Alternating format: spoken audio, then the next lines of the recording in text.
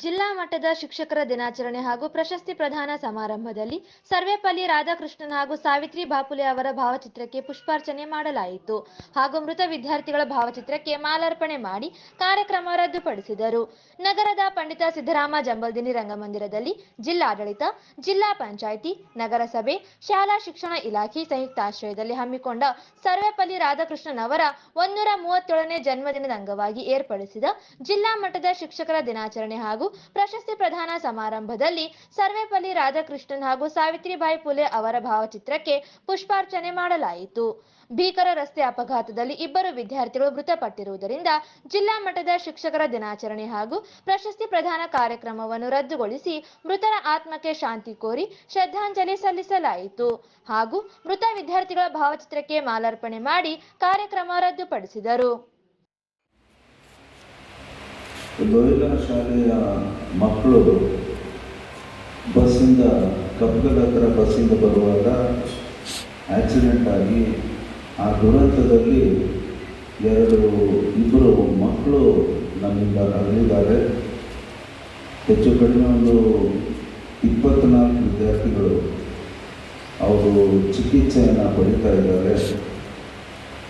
ಈ ದುರಂತದ ಒಂದು ಘಟನೆ ನಾನು ಕೂಡ ಆಸ್ಪತ್ರೆಗೆ ಹೋಗಿದ್ದೆ, ನೋಡಿದರೆ ಬಹಳ ದುಃಖದ ಒಂದು ಸಂಗತಿ. ಹೀಗಾಗಿ ಇವತ್ತು ಅವರ ಭಾವಚಿತ್ರ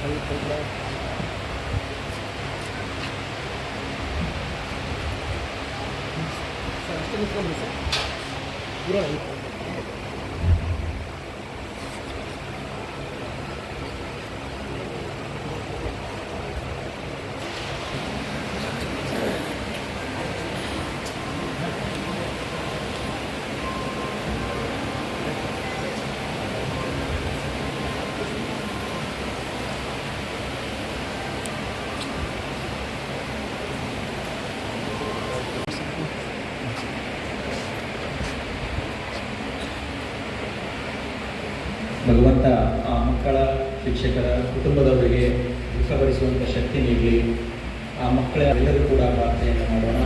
ಮೌನಾಚರಣೆ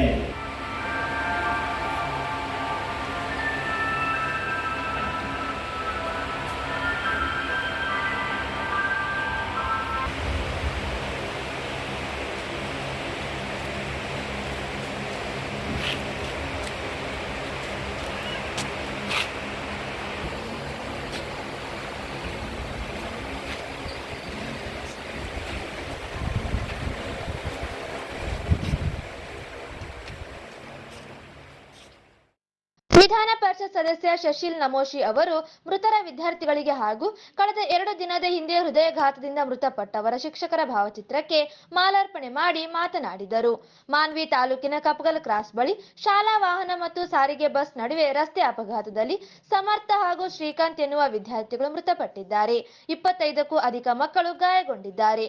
ಚಿಕಿತ್ಸೆಗಾಗಿ ರಿಮ್ಸ್ ಆಸ್ಪತ್ರೆಯಲ್ಲಿ ದಾಖಲಿಸಿ ಚಿಕಿತ್ಸೆ ನೀಡಲಾಗುತ್ತಿದೆ ಎಂದರು.